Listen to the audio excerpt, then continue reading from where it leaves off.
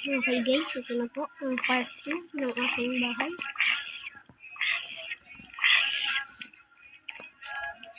Yan po ang view.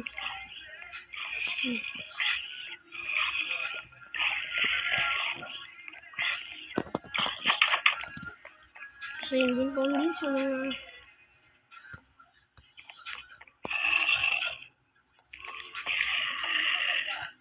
ayan po ang view.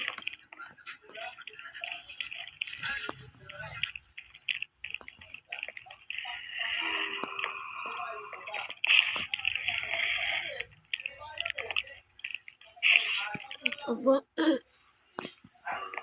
po ang aking place.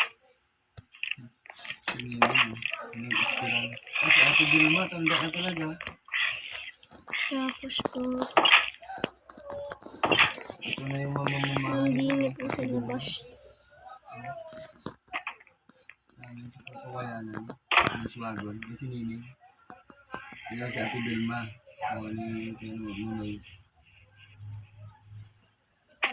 Kailangan ka mo. Ito ang yumaman, si Nining. Nakapangasawa ko si Nining ng matira ng pangasawa ni Nining. Ito po siya sa labas. Ayan po. Ito po yung part 2 ng Minecraft building. Ito, sarili niya na ito. Ito po guys po. Lalaki.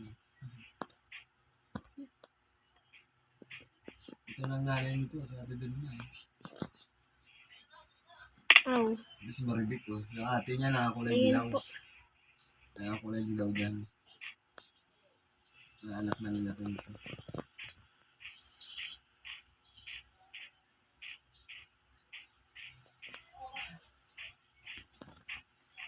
Wala, hindi niya tumaba sa Maribik. Okay.